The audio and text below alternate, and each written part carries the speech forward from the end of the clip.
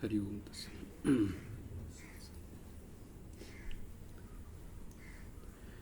हामीले ब्रह्माका दिवसहरूको बारेमा चर्चा गऱ्यौँ।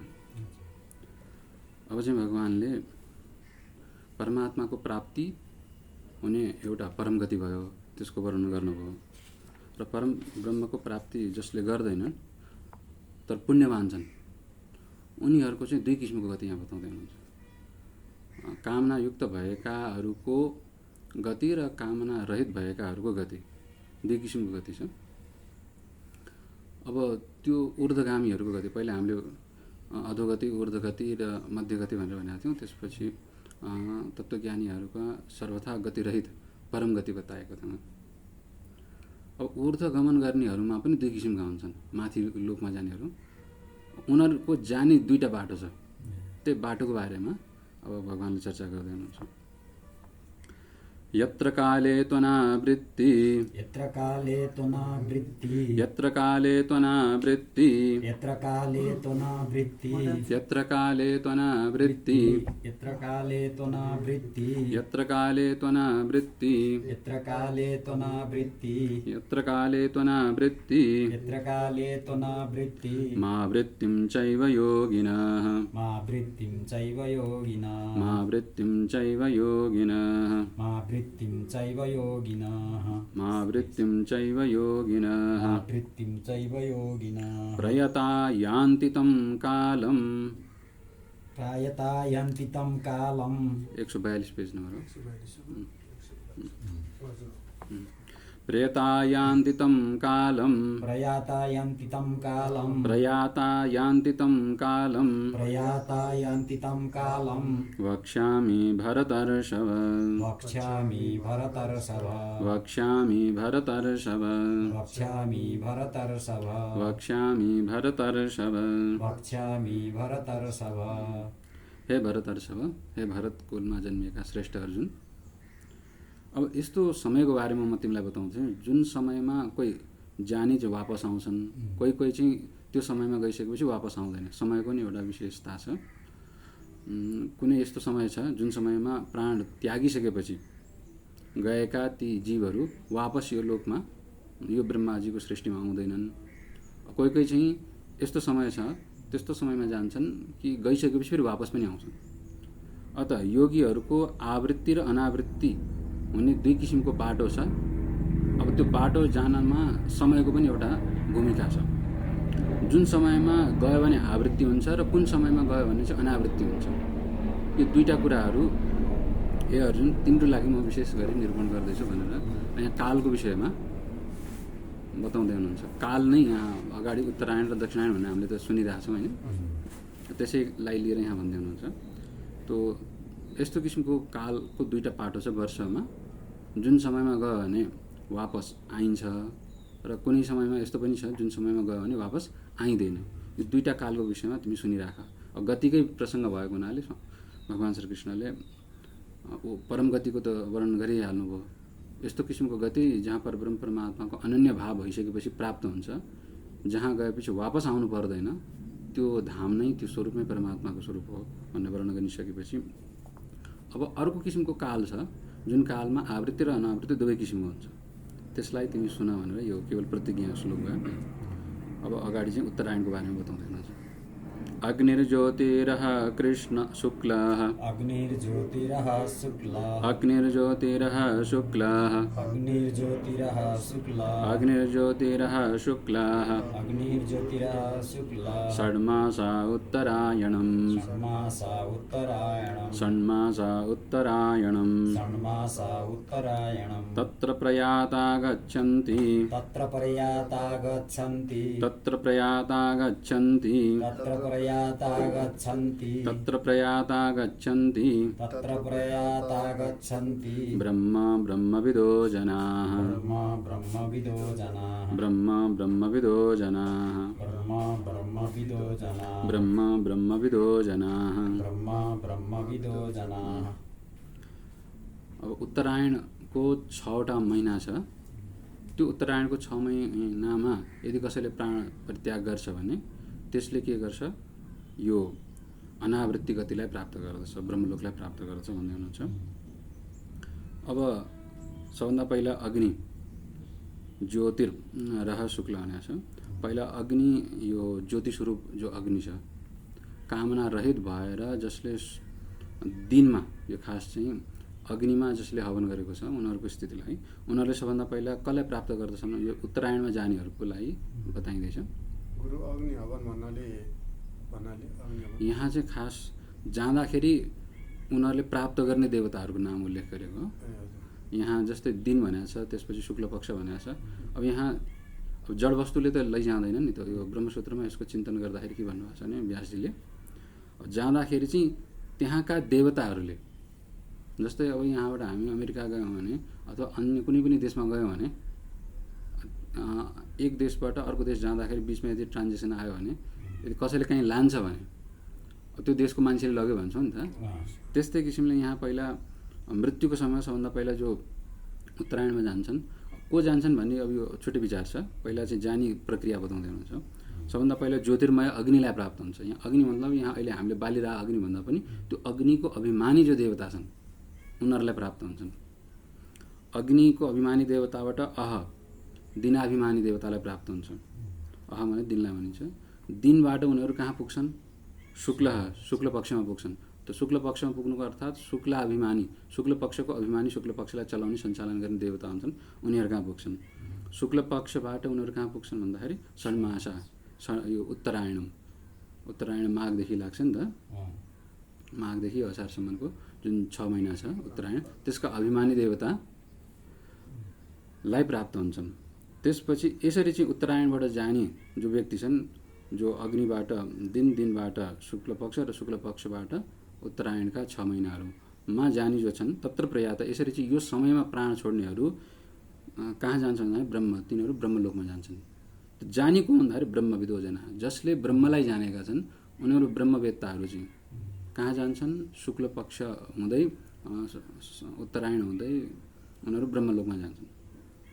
अब यसमा चाहिँ एउटा कुरो के बुझ्नुपर्छ भने जस्तै 6 महिनामा मर्ने त थुप्रै हुन्छन् नि त, पापीहरू पनि हुन्छन्, पशुपक्षीहरू पनि हुन्छन्। ती सबै अब उत्तरायण लागेका जति पनि छन् उनीहरू सबै चाहिँ अब के ब्रह्मलोकै जान्छन् नि त। यो पनि विचारणीय विषय भयो नि। त्यसको विचार चाहिँ ब्रह्मसूत्रमा व्यासजीले गर्नुभएको छ। उहाँले के भन्नुभएको छ भने यदि कामना रहित भएर ब्रह्मविदो भनेको छ। यहाँ भगवान् श्रीकृष्णले ब्रह्मवेत्ताहरू जान्छन् भनेको छ। अब यहाँ परब्रह्मलाई जान्ने परमात्मा स्वरूप नै भइसकेकाहरूको त गति हुँदैन। परब्रह्मलाई त जान्यो, परोक्ष रूपमा मात्रै जान्यो भने, जस्तै चिन्तन मनन गर्दै पाप आचरण छोडिसकेको छ, पुण्य कार्यमा पनि कामना रहित भएर उसले गरिरहेको छ र चिन्तन मनन गर्दा गर्दै ब्रह्मतत्त्व के हो, ईश्वर तत्त्व के हो भन्ने कुरो शाब्दिक रूपमा त बुझ्यो, परोक्ष रूपमा बुझेको। त्यस्ता ब्रह्मवेत्ताहरू चाहिँ कहाँ जान्छन् भन्दाखेरि ब्रह्मलोकमा जान्छन्। अब यसमा चाहिँ ब्रह्मलोक जानेहरूमा तत्त्वज्ञान नभएका मात्रै हुन्। तत्त्वज्ञान भइसकेकाहरू कहीँ पनि जाँदैनन्। तत्त्वज्ञान नभएकाहरू मध्ये सन्यासी र ब्रह्मचारीहरू यदि आफ्नो वर्णाश्रम धर्ममा परिपालन गरेर बसेका छन् भने, ब्रह्मचर्य आश्रममा बस्नेहरू र त्यसपछि सन्यास लिइसकेकाहरू, तत्त्वबोध चाहिँ नभएकाहरू, तिनीहरू पनि ब्रह्मलोकमा जान्छन् भनेर वर्णन छ। उनीहरूको जाने किनभने सन्यास लिइसकेको पछि के हुन्छ भने कुनै पनि कामना रहँदैन। ब्रह्मचारीहरूको कामना सुरु नै भएको छैन। यिनीहरू यदि ब्रह्मचर्य आश्रमबाट जीवनभर ब्रह्मचर्य आश्रमको परिपालना गरेर गुरुको सेवा गरेर यदि आश्रमै बस्छ भने, अब अहिले ब्रह्मचर्य आश्रमको त्यति प्रसिद्धि त छैन, तैपनि अब कामना नभइकन केवल सेवा गरेर जो बस्छ, यो तात्पर्य हो।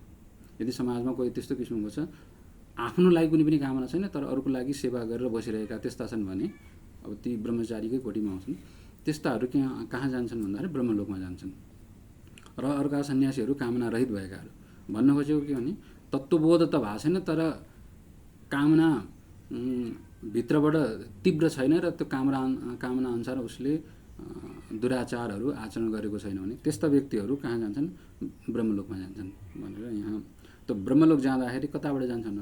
त यहाँ अग्नि देवतालाई प्राप्त हुन्छन्, अग्निबाट शुक्ल पक्षलाई दिनलाई प्राप्त हुन्छन्, दिनबाट शुक्ल पक्षलाई प्राप्त हुन्छन्, शुक्ल पक्षबाट उत्तरायणलाई प्राप्त हुन्छन्। यसरी चाहिँ यहाँ जाने क्रम छ। अब 6 महिनामा मर्ने सबैहरू चाहिँ यो उत्तरायणमा मर्ने सबै चाहिँ यो ब्रह्मलोक जान्छन् भन्ने जरुरी छैन। तीमध्ये जसले जस्तो किसिमको भावना गरेको छ, जसले जस्तो किसिमको उपासना गरेको छ त्यसरी नै जान्छन्। जस्तै अब कामना रहित भएर जसले सदाचार गरेका छन्, यदि उनीहरू उत्तरायणमा गएनन्, दक्षिणायनमै गयो भने पनि, असार पछि नै श्रावण लागेपछि नै गयो भने पनि, भदौ असोज कार्तिकमा गयो भने पनि उनीहरूलाई कसले लिन आउँछन् भन्दाखेरि त्यो उत्तरायणका अभिमानी देवताहरूले लिन आउँछन्। जान त कस्तो भन्दाखेरि दक्षिणायनमै गए, तर दक्षिणायनमा गएका त्यस्ता किसिमका सदाचारी छन्, सन्यासी छन्, कुनै पनि कामना राखेका छैनन्, ब्रह्मकै चिन्तन मनन गरेका छन् भने उनीहरूलाई लिनको लागि चाहिँ को आउँछन्। यद्यपि उनीहरू कहाँ गए भन्दाखेरि कुन समयमा गए, दक्षिणायनमा गए। दक्षिणायनमा गए तापनि उनीहरूलाई लिनको लागि चाहिँ उत्तरायणका जो देवताहरू छन्, मान्नुले रात्रिमा उसले शरीर छोड्यो भनेमा पनि दिनको अभिमानी देवता नै उसलाई लिन आउँछन्। जाने त ब्रह्मलोकमै भयो होइन, जानलाई चाहिँ ऊ ब्रह्मलोकै जान्छ। अब को ब्रह्मलोक जान्छन् भन्दाखेरि सन्यासी र ब्रह्मचारीहरू चाहिँ यदि आफ्नो वर्णाश्रममा टिकेका छन्, पतित भएका छैनन् भने चाहिँ कामना रहित भएको कारणले ब्रह्मलोकै जान्छन्। अब गृहस्थ पनि यदि आफ्नो सदाचारमा बसेका छन् र केवल कर्तव्यको निर्वाह गर्नको लागि कार्य गरिरहेका छन् र शास्त्रले बताएका जो 5 यज्ञहरू छन् त्यसको परिपालना गरिरहेका छन् र कामना रहित भएर उनीहरू पनि केवल आफ्नो कर्तव्य परिपालना मात्र गरेका छन् र साथसाथमा विचारै यसरी सत्सङ्ग गर्दै श्रवण मनन गरिरहेका छन् भने उनीहरूलाई पनि ब्रह्मलोक प्राप्त हुन्छ। अब त्यस्ताहरू यदि उत्तरायणमा गएनन्, दक्षिणायनमै उनीहरूको शरीर छुट्यो भने पनि उनीहरूलाई चाहिँ उत्तरायणका जो देवताहरू छन् उनीहरू नै लिन आउँछन्। जस्तै हामी कहीँ बाहिर गयौँ भने हाम्रो मान्छे यदि त्यहाँ पहिलेदेखि छ भने लिन आउँछन् नि त, कोही छैन भने कोही त लिन आउँदैनन्। राख्नु पर्यो। त राख्नु भनेको चाहिँ पहिलेदेखि सदाचार गर्नु, कामना रहित भएर चाहिँ ब्रह्मको चिन्तन मनन गर्नु भनेको त्यहाँ पहिलेदेखि देवताहरूलाई चाहिँ हामीले अब रिजर्भ गरेर राखेर हामी आउँदैछौँ भनेर यसरी बुझ्नु पर्यो। यसरी चाहिँ यो हाम्रो उत्तरायणको गति हो। सामान्य हामीले लोकमा बुझ्दाखेरि उत्तरायणमा जाने चाहिँ ब्रह्मलोक जान्छन्, दक्षिणायनमा जाने चाहिँ पितृलोक जान्छन् भन्ने प्रसिद्धि छ। अब यो सामान्य भन्दाखेरि हो। अब यो उत्तरायणमा कर्म गर्नेहरू, उत्तरायणमा कर्म गर्ने भनेको कामना रहित भएर जसले चाहिँ कर्तव्य रूपको मात्रै परिपालना गरेका छन्, ईश्वरलाई समर्पित भएर कर्म गरेका छन् भने त्यस्ताहरूलाई उत्तरायणी भन्ने बुझौँ। उनीहरू चाहे उत्तरायणमा जाउन् चाहे दक्षिणायनमा जाउन्, लिने बेला उनीहरूलाई लिन आउने देवताहरू चाहिँ उत्तरायणकै हुन्छन्, दक्षिणायनका हुँदैनन्। जस्तै अब यहाँ हाम्रो उसको प्रसिद्ध कथा छ नि भागवतमा, नारायण नारायण अजामिलले नाम लिएको थियो नि त अन्तिममा, मर्ने बेला हात्तिएर उसले नारायण नाम लिएको थियो। लिन आउने बेला त्यहाँ विष्णुलोकबाट वैकुण्ठबाट पनि विष्णुदूतहरू आउनुभयो र यता यमदूतहरू पनि आउनुभयो, दुवै एकसाथ आउनुभयो। त्यहाँ दुवैजनाको वाद विवाद लामो छ शास्त्रार्थ। अब उसको जीवनभरको कर्मको हिसाबले यमदूत आउनुभयो लिन, तर अन्तिम समयमा परमात्माको नाम पूर्व पुण्यवशात निक्ल्यो। अचानक यसरी चाहिँ कसैको मुखबाट भगवानको नाम निक्लिँदैन।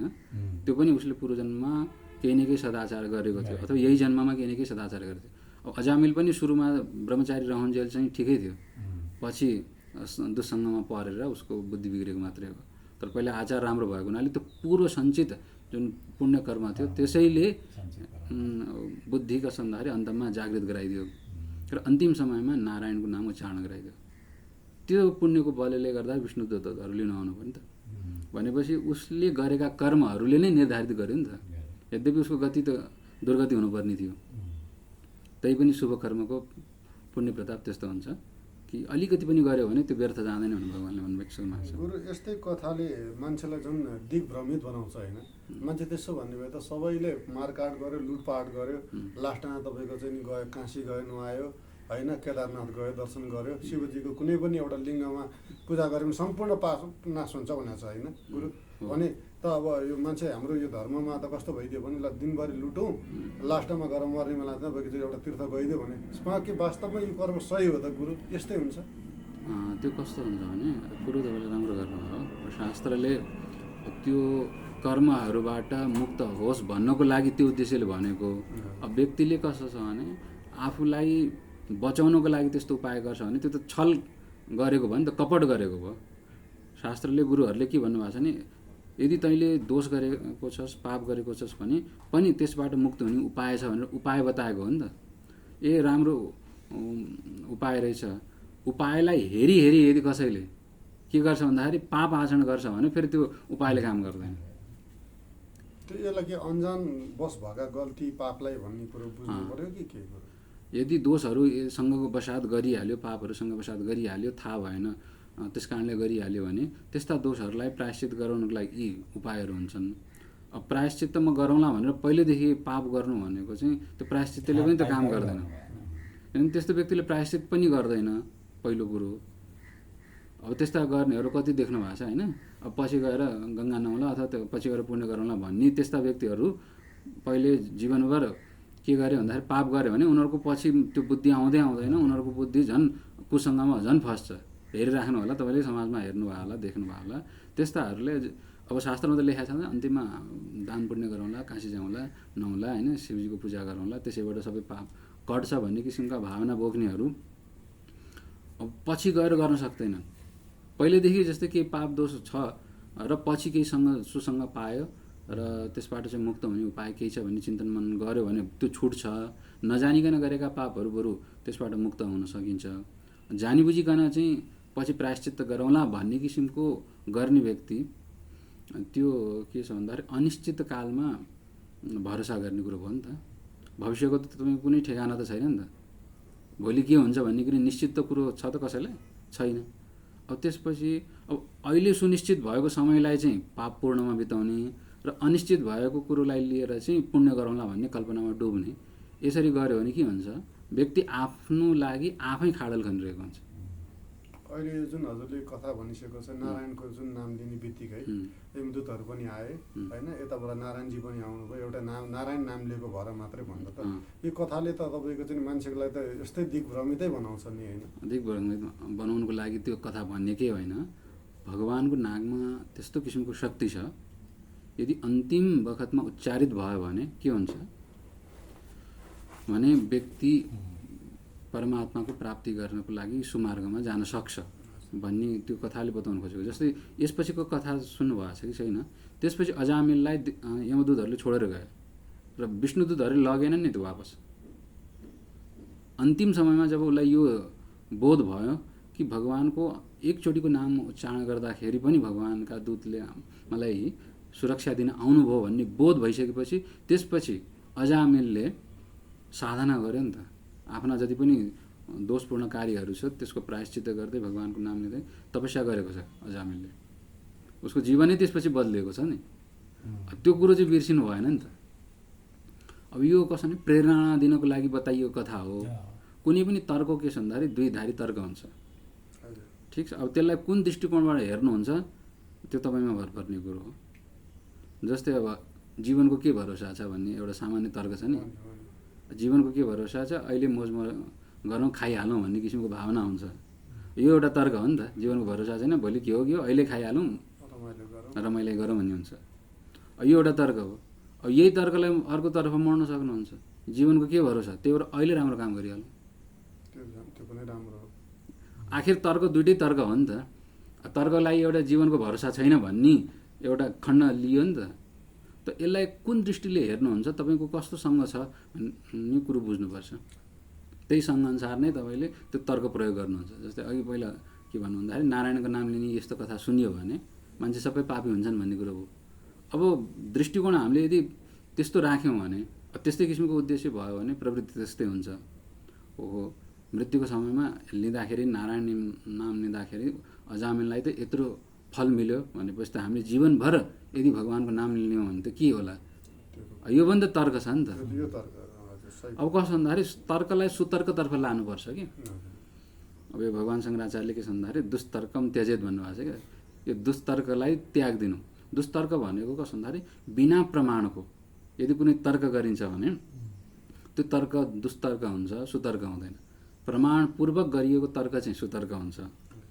अब यो न्यायशास्त्रमा के भनेको छ, तर्कको कुरा आयो। तर्क स्वतः प्रमाण हुँदैन। तर्कले कुनै पनि सिद्ध गर्न सक्दैन, कुनै पनि चिजलाई सिद्ध गर्न सक्दैन।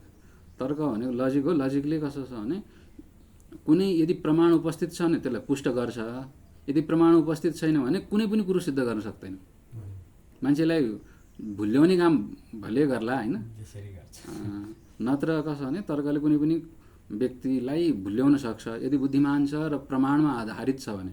जस्तै शास्त्र प्रमाण भयो, गुरु प्रमाण भयो। अब जस्तै हामीले प्रत्यक्ष प्रमाण छ नि त, प्रत्यक्ष आँखाले देखेकोलाई प्रमाण मान्छौँ। त्यसपछि अनुमान प्रमाण छ, शास्त्रमा शब्दलाई पनि प्रमाण मानेको छ। त्यसरी चाहिँ प्रमाणको आधारमा कुनै कुरो भयो भने त्यो निश्चित हुन्छ र त्यो कुरोलाई यदि राम्रोसँग बुझाउनु पर्यो भने तर्कको सहारा लिन्छ। ठिक, केवल तर्कको सहारा लिएर यदि कुनै कुरो बुझ्न खोजियो भने त्यसले सिद्ध गर्न सक्दैन। जस्तै अध्यात्म पनि त्यही हो, तर्कको आधारमा खोज्ने हो भने तपाईँले आत्मा पाउनुहुन्न कुनै पनि शरीरमा। जस्तै बुद्ध भगवान्ले तर्ककै आधारमा खोज्नु भयो, त्यही भएर उहाँले शून्य नै भन्नुभयो। खोज्दा खोज्दा उहाँले केही पनि पाउनु भएन, अन्ततगत परम सत्य के हो, शून्य नै हो। अब यहाँ हाम्रो ऋषिमुनिहरूले चाहिँ शास्त्रलाई गुरुलाई आधार मानेर भन्नुभयो, एकम सत् बहुधा विप्रा वदन्ती भनेर एउटै सत्य छ। त्यो सत्यलाई आधार मानेर उहाँले तर्क गर्नुभयो। उहाँले तर्क गरेर के देख्नु भन्दाखेरि संसार केही पनि छैन, त्यो मात्रै छ भनेर उहाँहरूले देख्नु। त्यो प्रमाणको आधारमा कुनै चिज यदि विचार गरिन्छ भने, तर्क गरिन्छ भने त्यो तर्कले तपाईँलाई लक्ष्यसम्म पुर्याउँछ। अन्यथा केवल कुतर्कले कहीँ पनि पुर्याउँदैन, मान्छेलाई बुद्धि भड्काउनु मात्रै काम गर्छ। गुरु भर्खर हजुरले भनेपछि बुद्धत्व भन्छ उहाँले के को पाउनु भएको त हजुरले जुन भन्नुभयो नि भर्खरै गुरु उहाँले जुन खोज्नुभयो त्यो पाउनु भएन भन्नुभयो, मैले किन नबुझेँ हो? होइन, त्यो होइन, त्यो बुद्ध दर्शनको छुट्टै प्रक्रियाहरू छन् होइन। त्यसलाई उहाँले जुन बुद्धत्व भनेको चाहिँ नि उहाँले खोजेको एन्सरै नपाएको हो र गुरु त्यो होइन। उहाँले चाहिँ कसो भने बुद्धत्व भनेको चाहिँ बुझ्नुभयो भन्नु खोजेको। के बुझ्नुभयो त बुद्धले? बुद्धले यही बुझ्नुभयो कि के पनि छैन भन्ने कुरो बुझ्नुभयो। सर्वथा शून्य, सर्वम शून्यम क्षणिकम क्षणिकम भनेर होइन। सबै चिज सबै विनाशी छन्, संसारमा जे जति देखिएका छन् र तर्कको आधारमा यदि विचार गर्ने हो भने त्यहाँ मूलत केही पनि छैन। यही कुरो उहाँले बुझ्नुभयो र त्यसैलाई बुझाउनुको लागि प्रतीत्य समुत्पाद, त्यसपछि भवचक्रको वर्णन गर्नुभएको छ। ठिक, अब यता चाहिँ हाम्रो ऋषिमुनिको कसो भने बुद्धको चाहिँ शून्यवादतर्फ जान्छ, यहाँ चाहिँ पूर्व दर्शन चाहिँ पूर्णवादतर्फ जान्छ। पूर्णवदा पूर्णमिदम् भनेर पूर्णता छ, अर्थात् जहाँ जे हेरे पनि जता खोजे पनि त्यो परब्रह्म परमात्मा नै छ, त्यो नै पूर्ण छ भन्ने यो त पूर्णतावाद हो, उता शून्यतावाद हो। अब यहाँ हामीले उत्तरायणको प्रसङ्ग चलिरहेको थियो। उत्तरायणमा चाहिँ को जान्छ भन्दा उत्तरायणमा जो सत्कर्मीहरू छन् र कामना रहित भएका छन् त्यस्ताहरू चाहिँ शुक्लपक्ष अग्निबाट दिनबाट शुक्लपक्षबाट उत्तरायण हुँदै त्यसपछि ब्रह्मलोकमा जान्छन्। अब जानुको तात्पर्य यदि उनीहरू रातमा कृष्ण पक्षमा र दक्षिणायनमा शरीर उनीहरूको छुट्छ भने पनि जो के छन् कामना रहित भएका छन्, उपासक छन्, उनीहरूको यदि रात्रिमा कृष्ण पक्षमा उत्तरायणमा नछुटेर दक्षिणायनमा छुट्यो भने पनि उनीहरू कहाँ जान्छन्? त्यो शुक्ल पक्षकै देवताहरूले उहाँहरूलाई लिन आउनुहुन्छ। त्यही तात्पर्यलाई बताउनुको लागि चाहिँ मैले कथा सुनाएको खास चाहिँ अजामिलको आफ्नो त्यो एउटा शुभ अन्तिम एउटा कर्मले गर्दाखेरि भगवान्का विष्णुदूतहरू लिन आउनु भएको थियो। त्यस्तै किसिमले यदि हामीले जीवनभर कामना रहित भएर सत्कर्म गर्छौँ भने त्यहाँ शुक्ल पक्षकै देवताहरू लिन आउँछन्, दिनकै देवताहरू लिन आउँछन्।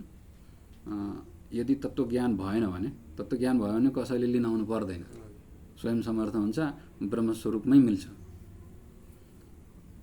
अब ब्रह्मस्वरूपमा मिलेपछि ब्रह्मलोक गएपछि जीवन मरणको चाहिँ चक्र छुट्छ, त्यो चाहिँ निश्चित भयो।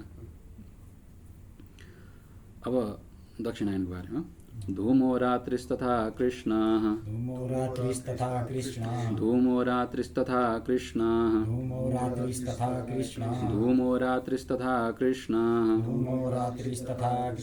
षड्मासा दक्षिणायनम्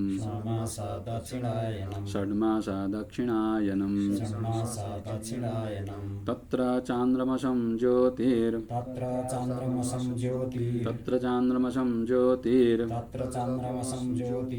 योगी प्राप्य निवर्तते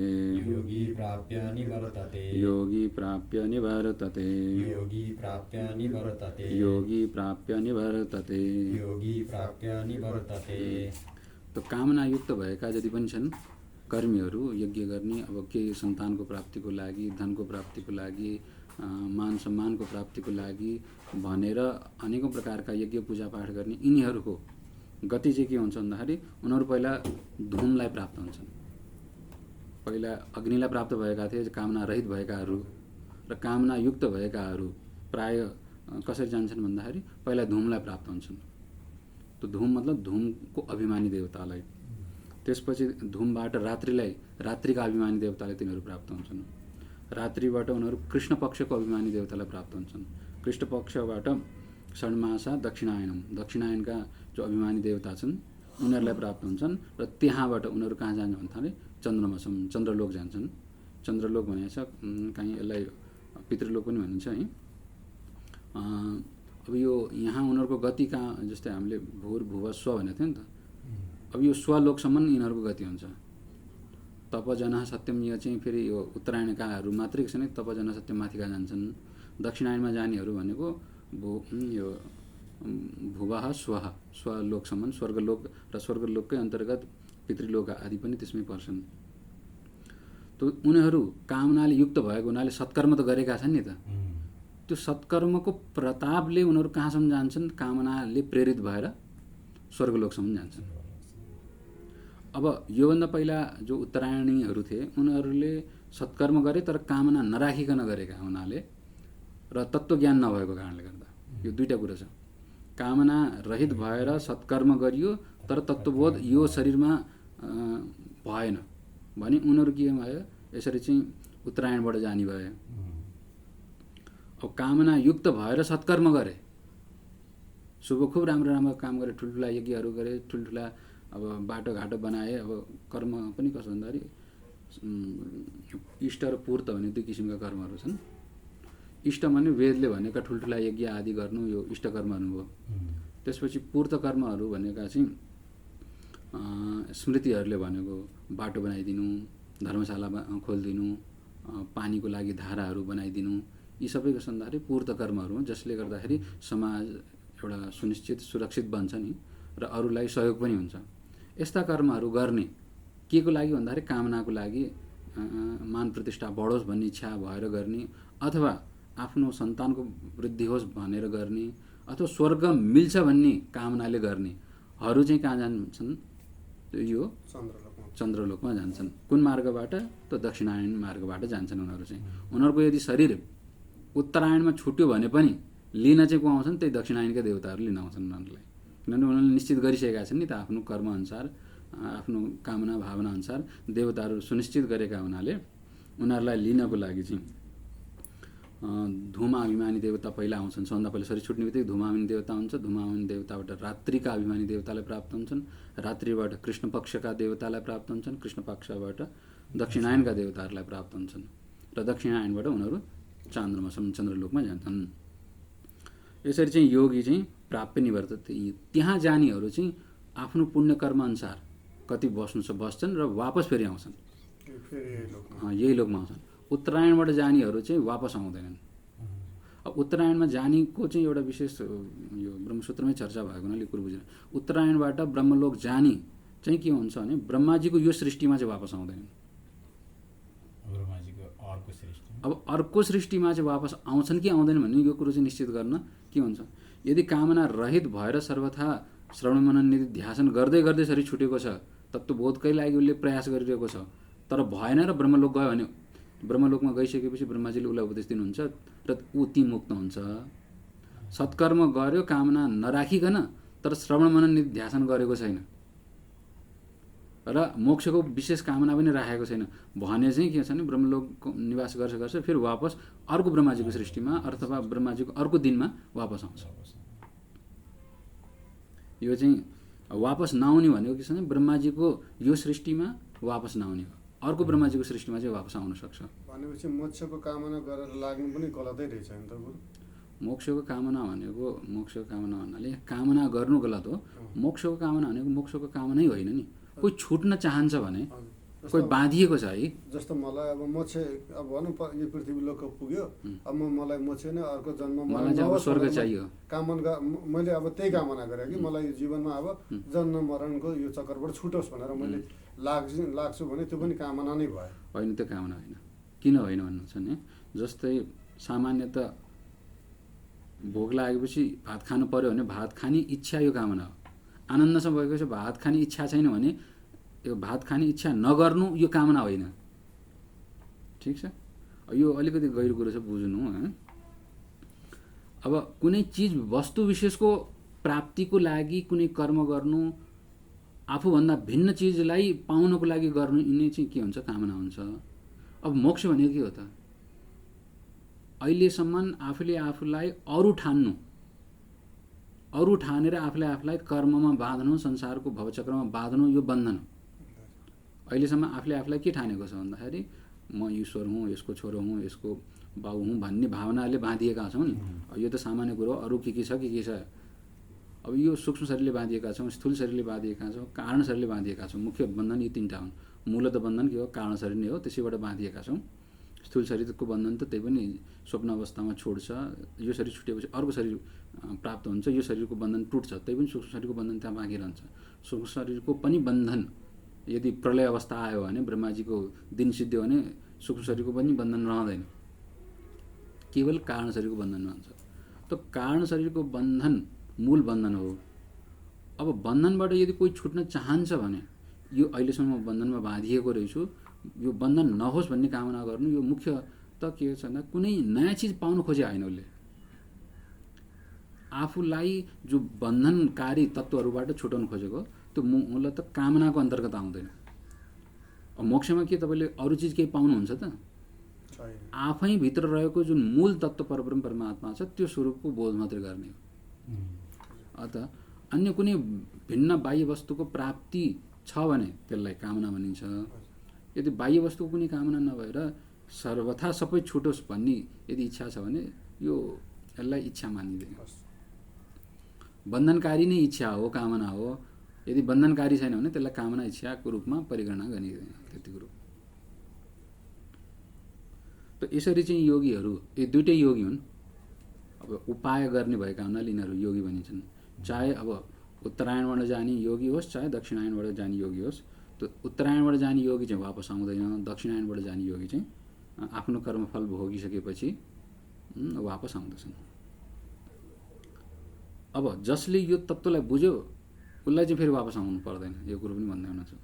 शुक्लकृष्णे गति हेते, शुक्लकृष्णे गति हेते, शुक्लकृष्णे गति हेते, शुक्लकृष्णे गति हेते, शुक्लकृष्णे गति हेते, शुक्लकृष्णे गति हेते, जगतः शाश्वते मते, जगतः शाश्वते मते, जगतः शाश्वते मते, जगतः शाश्वते मते, एकया यात्यनावृत्ति, एकया यात्यनावृत्ति, एकया यात्यनावृत्ति, एकया यात्यनावृत्ति, मन्यया वर्तते पुनः, मन्यया वर्तते पुनः, मन्यया वर्तते पुनः, मन्यया वर्तते पुनः, मन्यया वर्तते पुनः। मन्यया वर्तते पुनः। यसरी जगतमा चाहिँ यी शाश्वत अनादिकालदेखि नै यो दुईटा गति चलि आइरहेको छ। एउटा उत्तरायणको गति, त्यसलाई शुक्ल गति पनि भनिन्छ, अर्को दक्षिणायनको गति, त्यसलाई कृष्ण गति पनि भनिन्छ। त यी दुईटा गति चाहिँ शाश्वत छ, नित्य छ, चलि नै रहेको छ। किनभने संसारमा कोही कामनाले युक्त भएर सत्कर्म गरिरहेका छन्, कोही चाहिँ केवल परमार्थको लागि चाहिँ सत्कर्म गरिरहेका छन्। दुवै किसिमका मानिसहरू भेटिन्छन् जगतमा। सर्वथा के भन्दाखेरि कामना भएर मात्रै गर्ने मात्रै छन् भन्ने पनि भन्नु मिल्दैन। त्यस्ता कोही पनि महापुरुषहरू छन्, कुनै स्वार्थ नराखिकन पनि सेवा गर्ने, सत्कर्म गर्ने छन्। र स्वार्थले भरिएर जे काम पनि, चाहे भौतिक कार्य होस्, चाहे आध्यात्मिक कार्य होस्, चाहे दैविक देवताहरूको काम नै किन नहोस्, त्यो पनि अलिकति स्वार्थ नभइकन गर्दै नगर्ने। पुराण लगाउनु पर्यो भने नि स्वार्थ छ। यदि आफ्नो घर परिवारको भूतप्रेत भगाउनु पर्यो, अथवा पितृहरूको उद्धार गर्नु पर्यो, अथवा आफै स्वर्ग जाने कामना, कमसेकम यति दान पुण्य गरेपछि स्वर्ग गइन्छ भन्ने यदि लोभ छ भने त्यो लोभलाई हेरेर पनि कोही कोही दान पुण्यहरू गर्छन्, कर्महरू गर्छन्। त सबैको आफ्नो गति छ। ठुला भूत त घरमै छन् फेरि। त यसरी चाहिँ संसारमा दुवै प्रकारका छन्। त यी दुईटै जगतमा दुई किसिमका व्यक्तिहरू छन्, त्यसै कारण उनीहरूलाई लैजाने गति पनि दुई किसिमका पहिलेदेखि चलिआएको छ। तीमध्ये एक गति शुक्ल गतिबाट गयो भने यो लोकमा वापस आउँदैन र कृष्ण गतिबाट गयो भने दक्षिणायनबाट गयो भने वापस आउँछ, तर उसको कर्मअनुसार उसले फेरि जन्म पाए। जन्म पाउँछ। अनि सञ्चितमा बचेका जति कर्महरू छन् त्यो कर्मअनुसार त्यसपछि यो यताबाट जाने के भन्दाखेरि कृष्ण पक्षबाट जाने चन्द्रलोक जानेहरू चाहिँ वापस आइसकेपछि मनुष्य नै हुन्छन् भन्ने जरुरी चाहिँ छैन। उसको बचिसकेका कर्म कति छ, उसको शुभ कर्मअनुसार पुण्य कर्मअनुसार स्वर्ग त गयो, स्वर्गबाट वापस आउँदाखेरि चाहिँ अब अहिले उसका जति पनि बचेका कर्महरू छन् बाँकी रहेका छन्, यदि मनुष्य उचित छ भने मनुष्य योनिमा जान्छ, यदि पशु उचित छ भने पशु योनिमा जान्छ। मान्छे मरेर मान्छे हुन्छ भन्ने चाहिँ होइन, नियत छैन। हुन पनि सक्छ, मनुष्य नै हुन पनि सक्छ। यदि उसको मिश्रित कर्म छ भने प्रायः चाहिँ मनुष्य हुने भनेको मिश्रित कर्म भएकाहरू। शुभ कर्म र अशुभ कर्म लगभग बराबर बराबर छन् भने त्यस्ताहरू चाहिँ राजसिक कर्म गर्नेहरू उनीहरू चाहिँ मध्य तिष्ठन्ति राजस भन्नुभएको छ भगवान्ले। त्यो मिश्रित कर्म गर्नेहरू मनुष्य लोकमा आउँछन्, किनभने त्यति धेरै पुण्य पनि छैन स्वर्गै जाने, त्यति धेरै पाप पनि छैन नरकै जाने भने अब शुभाशुभ मिश्रित छ भने दुबारा के हुन्छ, मनुष्य योनिमा आउँछ। भनेपछि हामी मनुष्यहरूले सबै मिश्रित कर्म गरेर जन्मिया, मिश्रित कर्मको अवशेषले गर्दाखेरि हामी आएका हौँ। त्यसमा पनि यदि मिश्रितमा पनि यदि पुण्य कर्मको बढी प्रभाव छ भने उसलाई सुखमय जीवन मिल्छ, यदि पापको बढी प्रभाव छ भने अन्त उसलाई दुःखमय जीवन मिल्छ। अब त्यसमा पुण्य कर्ममा पनि यो पछाडि गइसकेको छ, पहिलेदेखि साधना उसले गरिरहेको छ भने फेरि उसको जन्म योगीको कुलमा हुन्छ। यो पनि हामीले विचार गरिसकेका थियौँ नि त। साधना गर्दा गर्दै यदि कसैको शरीर छुट्छ भने उसको के गति होला, त्यो साधना उसको त छुट्यो। कोही मजाले जप गरिरहेछ, कोही मजाले ध्यान गरिरहेछ, त्यहीँबाट मासुमती गयो भने अचानक उसको एक्सिडेन्ट परेर शरीर छुट्यो, उसको साधना त पुरा भएन नि त। उसको के गति, उसको साधना सबै बिग्रियो त भन्ने प्रश्न अर्जुनले गरिरहेको थियो। उनलाई डर लागेको थियो नि त। साधना त यत्रो गरियो, कालको त भरोसा छैन, भोलि के हुन्छ भन्ने कुरो। अब उसले गरेर सबै के व्यर्थ जान्छ त भन्ने अर्जुनको शङ्का थियो। उत्तर दिइसक्नुभयो 7औं अध्यायमा। भगवान्ले भने कसैको पनि शुभ कर्म अलिकति पनि यदि गर्छ भने त्यो व्यर्थ जाँदैन, खेर जाँदैन। त्यो त सत्य हो। अब त्यस्ता व्यक्तिहरू चाहिँ या त उसको कर्म राम्रो कामना अलिकति केही छ भने भित्रपट्टि संस्कार त पुण्यलोक जान्छ, पुण्यलोक गएर अनि वापस आएपछि धनीहरूको कुलमा जन्मिन्छ, श्रीमताम ऐश्वर्य सम्पन्न घरमा जन्मिन्छ। अथवा उसको साधना तीव्र छ भने चाहिँ गरिबै तर अति योगी त्यस्ता ध्यानीहरूको कुलमा जन्मिन्छ। गुरु खास मलाई छोटो गरेमा योगीको अर्थ बुझाइदिनुहोस्। योगी जुन भनिरहनु भएको छ, योगी सन्यासी छन् होइन, अनि फेरि जोगी भन्छन्, त्यो त भाषाको प्रयोग हो। त्यो त भाषा हो। जोगी भन्नु योगी भन्नु, यलाई कसो भने शुक्ल यजुर्वेदमा ज भन्ने चलन छ, यलाई यज्ञलाई यज्ञ भन्ने चलन छ, त्यस्तै कारणले योगीलाई जोगी भन्ने। अब यो वैदिकहरू पहिला नेपालमा वेद पढ्ने थुप्रै थियो नि त। त्यो यलाई कसो भने उच्चारण ज गर्नु भने शुक्ल यजुर्वेदमा, फेरि कृष्ण यजुर्वेदमा होइन। अब नेपालमा विशेष शुक्ल यजुर्वेद चल्छ।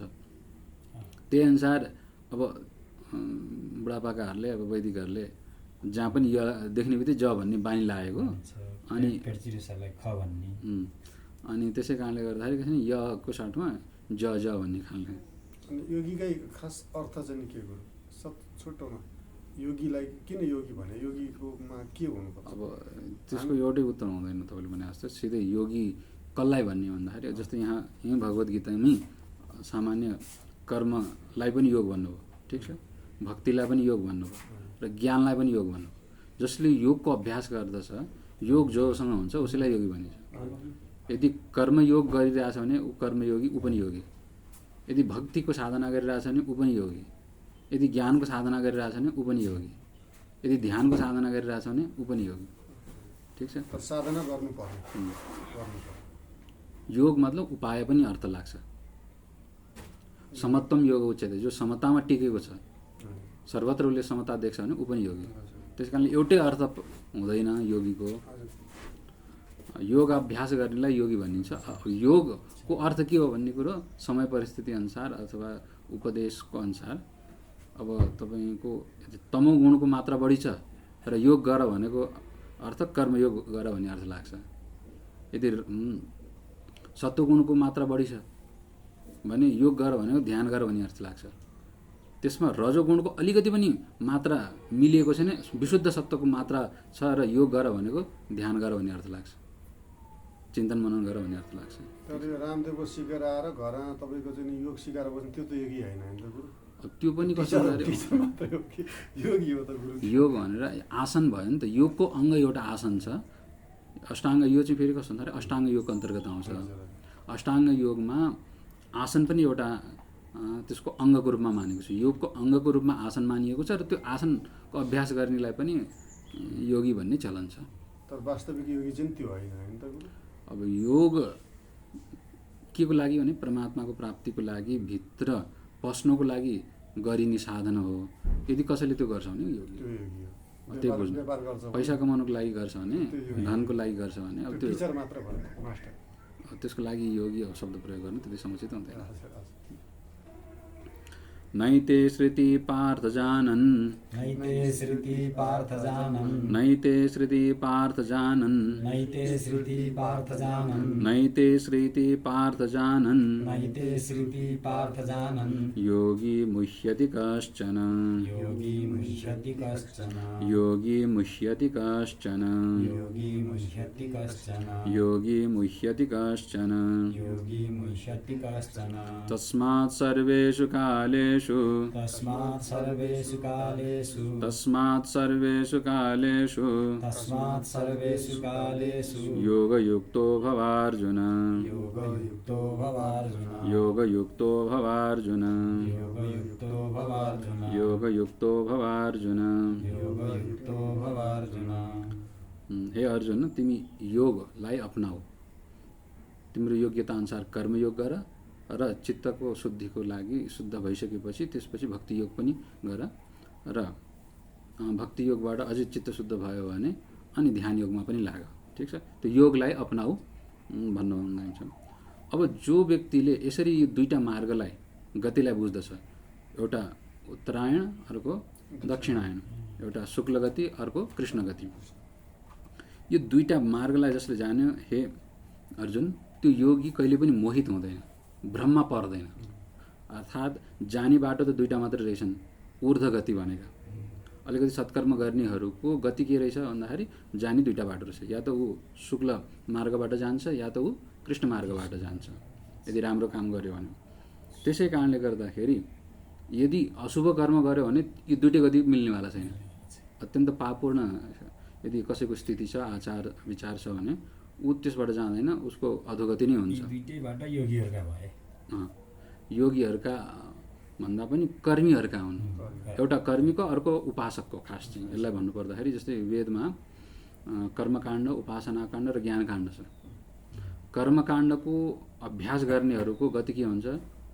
कृष्ण गति हुन्छ, दक्षिणायन हुन्छ। उपासनाकाण्डको अभ्यास गर्नेहरूको लागि के हुन्छ? गति शुक्ल गति हुन्छ, उत्तरायण हुन्छ। र ज्ञानकाण्डको अभ्यास गर्नेहरूको लागि के हुन्छ भन्दाखेरि यो दुईटैमा मोहित हुँदैन भन्ने हुन्छ।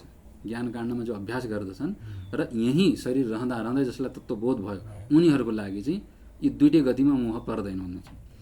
नैते श्रुति पार्थ जानन्, हे पार्थ, हे पृथ्वीनन्दन, यी दुईटै मार्गको बारेमा जसले चिन्तन मनन गर्दछ, यसरी चाहिँ बुझ्ने प्रयास गर्दछन् त यो दुईटा बाटो छ, यो बाटोबाट को जान्छ, शुक्ल पक्षबाट को जान्छ, कृष्ण पक्षबाट को जान्छ भन्ने जसले चिन्तन मनन गर्दछ, कर्मकाण्डले कहाँसम्म पुर्याउन सक्छ, उपासनाकाण्डको गति कहाँसम्म छ, यसरी चिन्तन मनन गर्ने व्यक्ति ऊ कहिले पनि मोहित भ्रममा पर्दैन।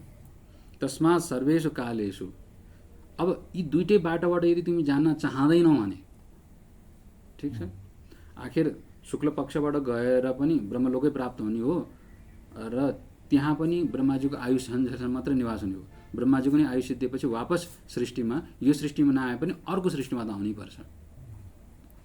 र कृष्ण पक्षबाट जाने, कृष्ण गतिबाट जाने जो व्यक्तिहरू छन् चन्द्रलोक जान्छन् र पुण्य रहन्जेलसम्म त्यहाँ भोग गर्छन् र वापस यही सृष्टिमा आउँछन्। भनेर यसरी तिमी चिन्तन मनन गरेर यो दुइटैबाट विरक्त भएर अर्थात् कुनै गति मलाई चाहिएन, परब्रह्म परमात्माकै म शरणमा पर्छु भनेर यदि सर्वेषु कालेषु सम्पूर्ण कालमा यदि तिमी योगयुक्त हुन सक्यौ भने, समत्वम योग उच्यते भनेको छ सबै अवस्थामा सुखको प्राप्तिमा दुःखको प्राप्तिमा हानि होस् या लाभ होस् दुवै परिस्थितिमा यदि तिमी समतामा स्थित रहन सक्यौ भने त्यो योग हो। बाह्य आफ्नो कर्तव्य गर्दै परमात्माको नित्य सुमिरन गर्नु यो पनि योग हो। यसरी यदि योगयुक्त यदि तिमी भयो भने के हुन्छ, तिमीलाई यो दुइटै गतिमा परिरहनु पर्दैन। अब यसरी चाहिँ भगवानले यहाँ धेरै कुराहरूको वर्णन गर्नुभयो नि त। यो खास चाहिँ भगवानले नै बताउन खोज्नु भएको थियो यी कुराहरू। अर्जुनले प्रश्न सोधोस् भनेर सप्तम अध्यायमा अन्तिममा ज्ञानी भक्तहरूले यी कुराहरू जान्दछन् भनेर 6वटा कुराहरू बताउनु भएको थियो। अध्यात्मको बारेमा, ब्रह्मको बारेमा, अधिभूतको बारेमा, अधिदैवको बारेमा यी सबै योगीहरूले जान्दछन् भन्नुभएको थियो। त अर्जुनलाई प्रश्न मनमा जिज्ञासा भयो कि यी चिजहरू के हुन् र अन्तमा गति योगीहरूको कस्तो हुन्छ, उनीहरूले कसरी प्राण त्याग गर्छन् भन्ने प्रश्न गर्नुभएको थियो। त्यही प्रश्नको अन्तर्गत भगवानले त्यो उत्तर त दिनुभयो, साथसाथमा गतिको बारेमा पनि योगीहरूको गति के हुन्छ भन्दाखेरि अन्तिममा ओंकारको संस्मरण गर्दै सुषुम्नाबाट प्रवेश गरेर मूलाधार चक्रबाट प्रवेश गर्दै ब्रह्मरन्ध्रम छेडेर उनीहरूको गति हुन्छ योगीहरूको। यसरी यो योगीहरूको गति हुनुभयो। त्यसपछि भक्तहरूको पनि अनन्य भावबाट, मतलब यहाँ ज्ञानी भक्तको चर्चा गर्दै हुनुहुन्छ जसले परमात्मालाई आफूभन्दा भिन्न ठानेको छैन, पराई सर्वथा उसले मान्दै मानेन, आफूभन्दा अभिन्न मानिसकेका त्यस्तो अनन्य भाव भएका भक्तहरूको गति पनि के हुन्छ, परमात्मा नै प्राप्त हुन्छ। अन्तिममा यो गति पनि बताउनु। र लोकमा वेदमा जुन प्रसिद्ध गति छ, वेदले भनेको कर्मकाण्ड अनुसार कर्मकाण्डकै अभ्यास गर्नेहरूको लागि के भयो भन्दाखेरि कृष्ण गति भयो दक्षिणायनको, र उपासना काण्डको अभ्यास गर्नेहरूको लागि के गति भयो, शुक्ल गति भयो उत्तरायणको। र जो तत्त्वबोध भइसकेका छन्, परब्रह्म परमात्मालाई अनन्य भावबाट चिनिसकेका छन्, बुझिसकेका छन्, समत्वको अभ्यासद्वारा, ध्यानको अभ्यासद्वारा चाहिँ परमात्मालाई आफ्नै स्वरूपमा अनुभव जसले गरिसकेका छन् उनीहरूको लागि कुनै पनि प्रकारको गति अवशिष्ट रहँदैन। त्यो परम गति हो, उत्कृष्ट गति हो, सिधै उनीहरू मोक्षमै प्राप्त हुन्छन्। यसको बारेमा नै वर्णन भयो। त यो साह्रै चिन्तन यो हामीले अष्टम अध्यायमा गऱ्यौँ नि त। त्यो चिन्तन गर्नाले पनि केही लाभ छ त, हामीले जुन अहिले अध्ययन गऱ्यौँ नि त यसको पनि लाभ छ। अन्तिममा यो अध्ययन गर्नुको फल के त भन्दाखेरि भगवानले अन्तिम यो श्लोकमा बताउँदै हुनुहुन्छ। वेदेषु यज्ञेषु तपस्सु चैव, वेदेषु यज्ञेषु तपःसु चैव, वेदेषु यज्ञेषु तपस्सु चैव, वेदेषु यज्ञेषु तपःसु चैव, वेदेषु यज्ञेषु तपस्सु चैव, वेदेषु यज्ञेषु तपःसु चैव, दानेषु यत्पुण्यफलं प्रदिष्टं, दानेषु यत्पुण्यफलं प्रदिष्टं, दानेषु यत्पुण्यफलं प्रदिष्टं, दानेषु यत्पुण्यफलं प्रदिष्टं, दानेषु यत्पुण्यफलं प्रदिष्टं, दानेषु यत्पुण्यफलं प्रदिष्टम्, अत्येति तत्सर्वमिदं विदित्वा, अत्येति तत्सर्वमिदं विदित्वा, अत्येति तत्सर्वमिदं विदित्वा, अत्येति तत्सर्वमिदं विदित्वा, अत्येति तत्सर्वमिदं विदित्वा, अत्येति तत्सर्वमिदं विदित्वा, योगी परं स्थानमुपैति चाद्यं, योगी परं स्थानमुपैति चाद्यं, योगी परं स्थानमुपैति चाद्यं, योगी परं स्थानमुपैति चाद्यं, योगी परं स्थानमुपैति चाद्यं। योगी परं स्थानमुपैति चाद्यम्। ॐ तत्सदिति ॐ तत्सदिति श्रीमद्भगवद्गीतासु श्रीमद्भगवद्गीतासु उपनिषत्सु उपनिषत्सु ब्रह्मविद्यायां ब्रह्मविद्यायां योगशास्त्रे योगशास्त्रे श्रीकृष्णार्जुनसंवादे श्रीकृष्णार्जुनसंवादे अक्षरब्रह्मयोगो नामाष्टमोऽध्यायः। अक्षरब्रह्मयोगो नामाष्टमोऽध्यायः। अब यो अष्टम अध्यायको चिन्तन मनन गर्नुको पनि विशेष फल छ। वेदेषु यज्ञेषु तपस्सु चैव दानेषु यत् पुण्यफलं प्रदिष्टम्। शास्त्रहरूले वेद अध्ययनको, यज्ञहरूको आचरणको, यज्ञहरूको अनुष्ठानको, ठुल्ठुला तपहरूको र दानहरूको जो पुण्यफलहरू बताइएको छ नि, दान गर्दाखेरि प्राप्त हुने पुण्यफलहरू भयो, वेद अध्ययन गर्दाखेरि प्राप्त हुने पुण्यफल भयो, तप गर्दाखेरि हुने जति पनि पुण्य फलहरू छन् ती सारा फलहरूलाई के गर्छ भन्दाखेरि जसले यो कुरोलाई जान्दछ, यी तीनटै गतिलाई जसले बुझ्दछ, तीनटा गति भन्नाले यहाँ एउटा शुक्ल गति, एउटा कृष्ण गति, त्यसपछि परम गति, यी तीनटा गतिको चर्चा भएको छ। यहाँ अधोगति आदिको चिन्तन यहाँ भएको छैन। हुन त अधोगति पनि छ, त्यसलाई भन्यो भने चौथो पनि हुन्थ्यो, जायसो मृगस्व गरेर नरक आदिमा नि गति हुन्छ अथवा मनुष्य नै द्वारा शरीर पनि प्राप्त हुन्छ। यी गतिहरूको चर्चा किन नगरे भन्दाखेरि यो अध्याय अक्षर ब्रह्म योगको परब्रह्म परमात्माको प्राप्ति कसरी हुन्छ भन्ने चिन्तन गरिएको खण्डमा उत्कृष्ट गतिको मात्र यहाँ वर्णन गरिँदैछ। त्यसै कारणले अरू गतिलाई यहाँ विशेष ध्यान दिएन। अनुसारै हुन्छ गुरु, नरक हुन्छ किन नहुनु। त्यसको चाहिँ अब यहाँ प्रसङ्ग यहाँ छैन नि त वर्णन गर्नुको। अब यहाँ ठुलो कुरो भइरहन सानो कुरो चर्चा हुँदैन नि त।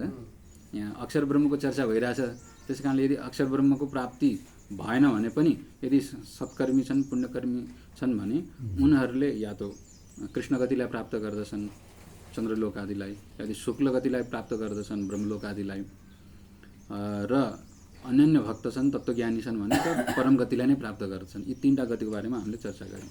अत यसरी चाहिँ यसको चिन्तन मनन गऱ्यौँ भने यदि उत्कृष्ट चिजको बारेमा हामी चर्चा गर्छौँ भने त्यसको प्राप्तिको लागि के हुन्छ भने हामी प्रयासरत रहन्छ नि त। यदि राम्रो कुरो सुन्न पायौँ भने ओहो यो त गर्नुपर्ने रहेछ भन्ने भावना हुन्छ नि त। यदि खराब कुरो सुन्यौँ भने मनमा भित्र त्यो बसेको हुन्छ, थाहा नै नपाइकन हामी त्यही आचरण गर्न थाल्दछौँ। त्यही भएर शास्त्रले चाहिँ र गुरुहरूले सबैले के भन्छन्, सङ्ग राम्रो गर, सङ्ग राम्रो गर, सङ्गमा जस्तो तिमी पर्यौ तिमी त्यस्तै बन्छौ भन्ने। जस्तै अब क्रोधीको सङ्गमा बस्यो भने हामी क्रोध नै गर्न थाल्दछौँ। यदि गाली बक्नेको सङ्गमा बस्न थाल्यौँ भने मुखबाट स्वत गाली बक्छ, र जप गर्नेको जपीको छेउमा बस्नु भने बिस्तारै जतिसुकै जप गर्दैन भन्ने व्यक्ति पनि नास्तिक पनि बिस्तारै कसै भन्दाखेरि त्यो सङ्घको प्रभावले गर्दाखेरि सुन्दा ऊ पनि जप गर्न थाल्छ, थाहा नै नपाइकन। त्यसै कारणले सङ्घको ठुलो असर हुन्छ। अब गीताको अब यसरी चाहिँ अष्टम अध्यायको यदि सङ्घ भयो भने यस्तो गति रहेछ ऊर्ध्व गति, उत्कृष्ट के त परम गति हो कि शुक्ल गति हो कि कृष्ण गति हो, बुद्धिले त छुट्याउँदैन, छुट्याइहाल्छ नि। पाउन नसके पनि चाहना त के हुन्छ, उत्कृष्टकै हुन्छ। पहिला कृष्ण गति रहेछ दक्षिणायनको, त्यसपछि शुक्ल गति रहेछ उत्तरायणको, त्यसपछि परम गति रहेछ परब्रह्म परमात्माको प्राप्तिको। भन्छ उत्कृष्ट त परब्रह्म परमात्माको परम गति नै रहेछ, पाउन त त्यही नै पर्ने रहेछ, त्यही नै चाहियो भन्ने मनमा भावना हुन्छ नि त। पाउन सक्नु नसक्नु त्यो अर्को कुरो हो, तर भावना त्यो हुन्छ। त्यो भावनाले के हुन्छ भन्दाखेरि त्यस्तै किसिमको उसले प्रयास गर्न थाल्दछ बिस्तारै। अत अब यहाँ भन्नुको पछाडि धेरै ठुलो कारण छ। यसरी चाहिँ सँग यसरी अभ्यास गर्दै गइसकेपछि अब योगीले जब यसरी चाहिँ अष्टम अध्यायको चिन्तन मनन गर्दछ र परम स्वरूपलाई उसले बुझ्दछ, ध्यान चिन्तन मनन गर्दै गइसकेपछि जो योगी छ, अघि योगीको प्रश्न भएको थियो नि त, योगी भनेर चाहिँ यहाँ तत्त्वज्ञानीलाई योगी भन्न खोजेको। योगी तत्सर्वमिदं विदित्वा, यी सबै कुरोलाई उसले बुझ्दछ। जो 7औं अध्याय भनेको थियो नि त, 7औं अध्यायमा के छ भन्दाखेरि योगीले जो समतालाई प्राप्त गर्यो, ध्यानको स्थितिलाई प्राप्त गर्यो र परब्रह्म परमात्माको स्वरूपलाई जसले बुझ्यो त्यो योगी हो, मुख्य योगी।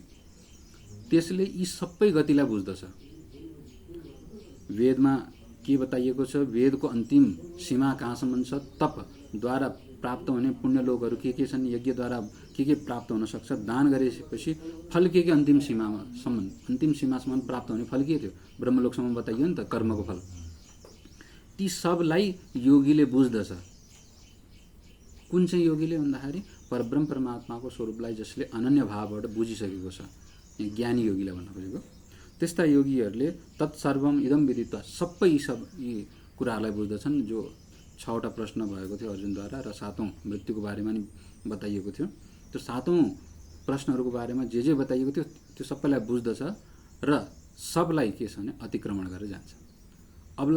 अब उसको लागि कुनै पनि स्थान प्राप्ति गर्ने योग्य उसको लागि रहँदैन। उसले अब ठुलोलाई प्राप्त गरिसकेपछि सानो प्राप्त गर्ने कसैको आशा हुन्छ त? हुँदैन नि त। त परब्रह्म परमात्मालाई नै जसले प्राप्त गरिसक्यो, अब वेदले भनेको कर्म गरिसकेपछि यो स्वर्ग मिल्छ, यो पितृलोक मिल्छ भन्ने उसलाई आशा जागिरहन्छ त? जाग्दैन नि त। अत उसले सबै कुरो बुझ्दछ, वेदलाई, कर्मलाई, यज्ञलाई, तपलाई, दानलाई र तिनीहरूको प्राप्ति, तिनीहरू कर्म गरिसकेपछि अन्तिम फल के प्राप्त हुन्छ भन्ने सब बुझेर ती ती सब फललाई अतिक्रमण गरेर कहाँ पुग्छ भन्दाखेरि आद्यम परम स्थानम, सबै जगतको उत्पत्तिको जो मूल स्थान हो, जहाँबाट सारा यी प्रकट भएको छ, त्यो परब्रह्म परमात्मा परम स्थानलाई नि त्यो योगीले प्राप्त गर्दछ। र यसरी चिन्तन मनन गरियो भने बिस्तारै बिस्तारै कर्मयोगद्वारा स्थूल मनलाई पखाल्दै, त्यसपछि भक्ति योगद्वारा सूक्ष्म मनलाई पखाल्दै र श्रवण मनन निधिध्यासन गरेर चाहिँ त्यो परम तत्त्वको प्राप्ति हुन्छ। त्यस्तो परम तत्त्वको प्राप्ति चाहिँ यस्ता योगीहरूले गर्दछन्। र उनीहरू जाने बेला के छ नि, पछाडिका यी सारा चिजहरूलाई छोडेर जान्छ। जसरी स्वप्नबाट उठ्दाखेरि स्वप्नमा देखिएका राज्य, स्वप्नमा गरेका कर्म, स्वप्नमा पाएका जति पनि धन सम्पत्ति अथवा जति पनि दुःख कष्ट छन्, ती सबलाई अतिक्रमण गरेर हामी जागृतमा आउँछौँ नि, त्यस्तै किसिमले यो सारा जगत र यसका अन्तर्गत जति पनि कर्महरू छन्, तिनी कर्मद्वारा प्राप्त हुने जति पनि फल छन्, ती सबलाई अतिक्रमण गरेर योगीले केलाई प्राप्त गर्छन्? आफ्नो स्वरूपभूत परब्रह्म परमात्मालाई प्राप्त गर्दछ। यो चिन्तन गर्नुको पनि अन्तिम लक्ष्य यही नै हो। ओम शान्ति शान्ति शान्ति। 18 अध्यायको निचोड यही हो।